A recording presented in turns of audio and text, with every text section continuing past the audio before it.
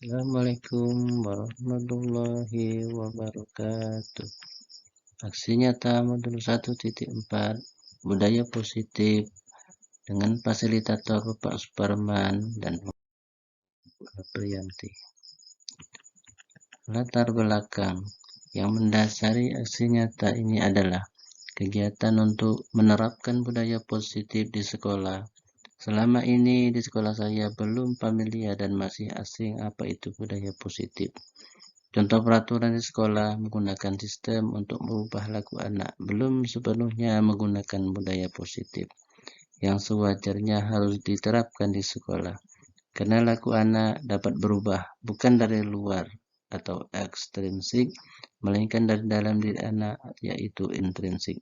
Sebagai penghukum dan pembuat rasa bersalah pada anak, itu yang sering dilakukan di sekolah. Maka setelah saya menjalani pendidikan guru penggerak, saya bertekad untuk merubah kebiasaan sebelumnya menjadi kebiasaan baru yang memerdekakan murid. Ki Hajar Dewantara yang menjelaskan bahwa tujuan pendidikannya itu menuntun segala kodrat yang ada pada anak-anak agar mereka dapat mencapai keselamatan dan kebahagiaan yang setinggi-tingginya, baik sebagai manusia maupun sebagai anak. Tujuan yang pertama yaitu mewujudkan budaya positif di sekolah agar terciptanya suasana sekolah dan belajar menjadi aman dan kondusif. Kedua, keyakinan kelas dan kesempatan kelas yang dibuat dapat menciptakan perubahan yang positif dari diri anak. Yang ketiga, budaya positif yang telah dilakukan di sekolah dapat mewujudkan murid yang memiliki nilai-nilai tolak ukur.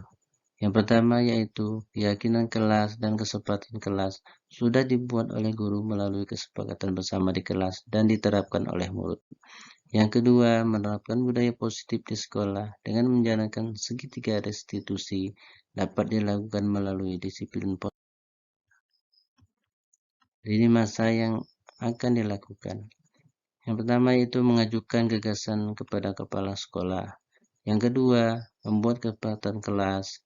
Yang ketiga, mensosialisasikan budaya positif di sekolah dan warga sekolah. Menumbuhkan dan membiasakan budaya positif dilakukan di sekolah seperti kesepakatan kelas dan segitiga restitusi. Berupaya untuk konsisten dalam menerapkan budaya positif.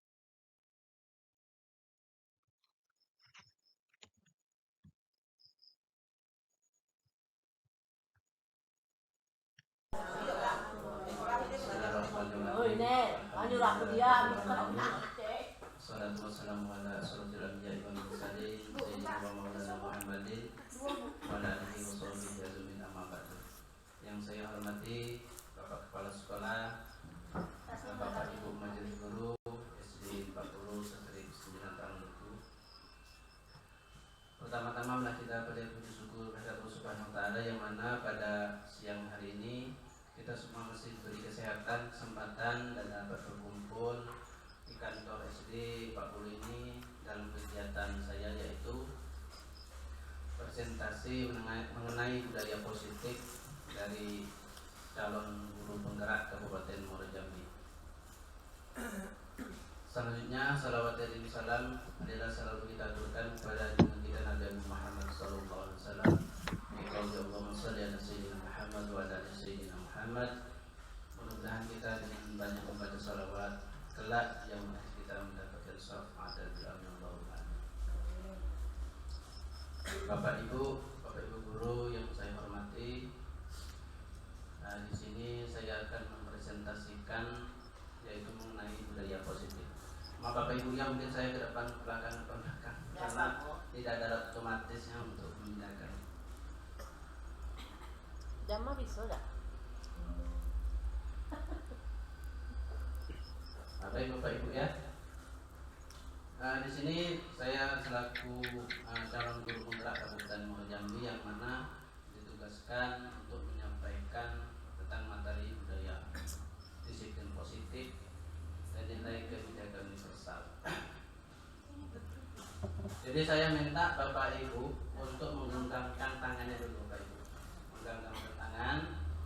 Jadi ya, saya minta Bapak Ibu menggenggamkan tangan itu ada sesuatu yang berharga di dalam tangan Bapak Ibu. Ya Bapak Ibu ya, di dalam tangan Bapak Ibu ini ada sesuatu yang berharga yang tidak boleh orang lain mengambilnya dengan cara apapun. Nah, ya.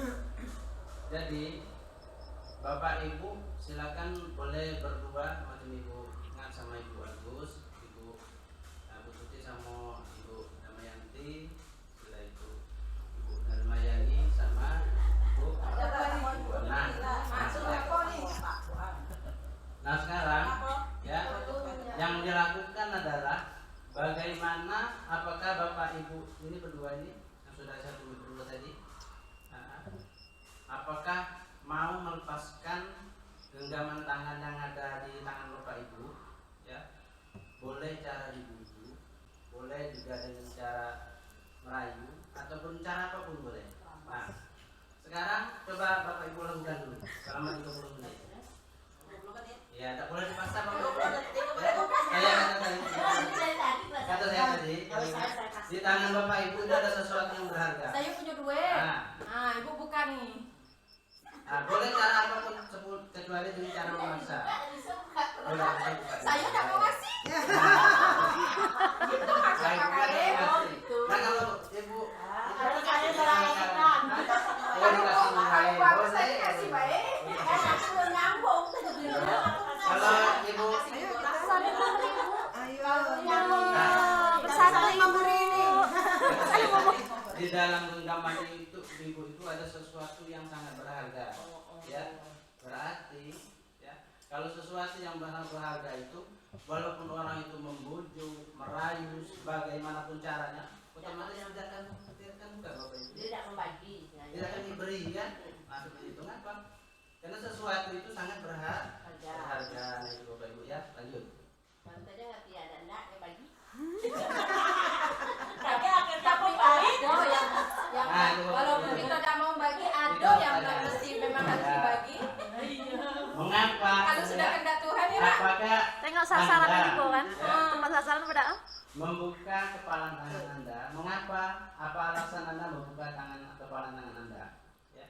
Apakah Anda menutup kepala tangan itu seperti tadi ya? Ya. Ada yang Ibu membuka, ya. Alasannya aku sudah tadi ya Bapak Ibu ya. Ada yang enggak, alasannya sebenarnya tadi di depan saya beritahu di tangan Bapak Ibu ada sesuatu yang paling berharga. Nah, dalam kegiatan ini sesungguhnya siapa yang memegang kendali atau kontrol untuk membuka atau menutup kepala tangan? Hati. Siapa yang memegang kendali? Diri kita sendiri. Diri kita sendiri dari mana? Di dalam hati. Berniat dalam hati. Saya sekuat tenaga saya akan menutup kepala tangan saya, tidak akan membuka untuk orang lain. Teori kontrol menyatakan bahwa semua perilaku memiliki tujuan, bahkan terhadap perilaku tindak perilaku tersebut ya. Tadi bawahnya ilusi bahwa semua penguatan positif efektif dan bermanfaat. Nah itu penguatan positif atau bujukan adalah bentuk-bentuk kontrol segala usaha untuk mempengaruhi murid agar mengulangi sesuatu perilaku tersebut adalah sesuatu usaha untuk mengontrol murid tersebut dalam jangka waktu tertentu atau jangka waktu tertentu tersebut akan menyadarinya dan mencoba untuk menolak bujukan kita atau bisa jadi murid tersebut menjadi tergantung pada pendapat sang guru atau untuk berusaha. Selanjutnya ilusi bahwa kritik dapat membuat seorang merasa bersalah, dapat menguatkan karakter. Itu yang tadi kita itu ya. Menggunakan kritik merasa bersalah untuk mengontrol murid menuju pada identitas gagal. Nah, itu ya. Jadi kita kalau misalnya membuat murid merasa bersalah, nah itu termasuk dalam identitas gagal. Selanjutnya ilusi bahwa orang dewasa memiliki hak untuk memaksa. Seperti dulu kan orang dewasa kan. Itu kalau untuk memaksa murid itu juga sesuatu termasuk dalam identitas gagal. Apa itu identitas gagal atau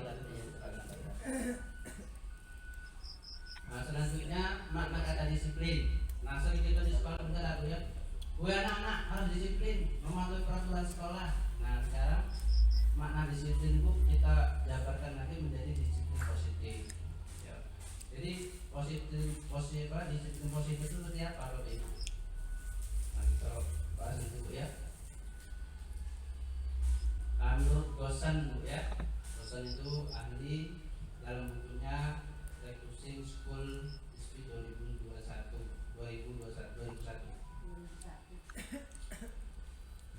Disiplin itu artinya untuk menjadi seorang murid atau pengikutnya, seseorang harus paham betul alasan mengapa mereka menuntut suatu aliran atau ajaran tertentu, sehingga motivasi yang terbangun adalah motivasi intrinsik, maksudnya dalam arti dari ya, bukannya ekstrinsik itu dari luar.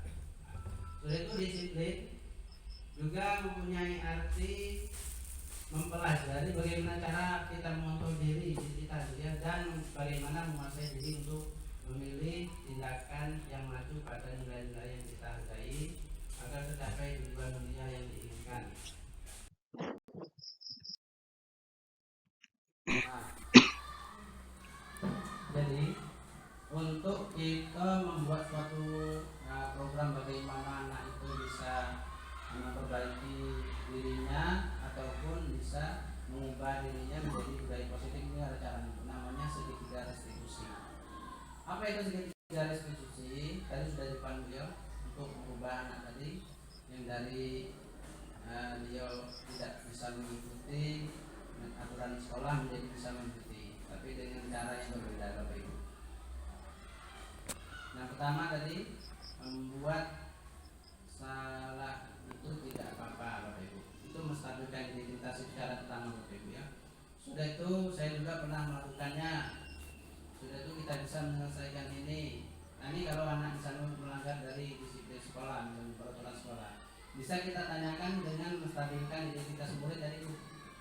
Pertama bisa kita tanyakan, Bapak Ibu tidak tertarik mencari siapa yang salah, tapi Bapak Ibu ingin mencari solusi dari permasalahan ini. Kamu berhak begitu ya, nanti pilihnya. Terus yang kedua, validasi tindakan yang salah. Seperti boleh kita tanya kemana, padahal kamu bisa melakukan yang lebih buruk dari itu. Kamu bisa punya alasan mengapa kamu melakukan hal itu. Nah, yang terakhir, menanyakan keyakinan. Namanya menanyakan keyakinan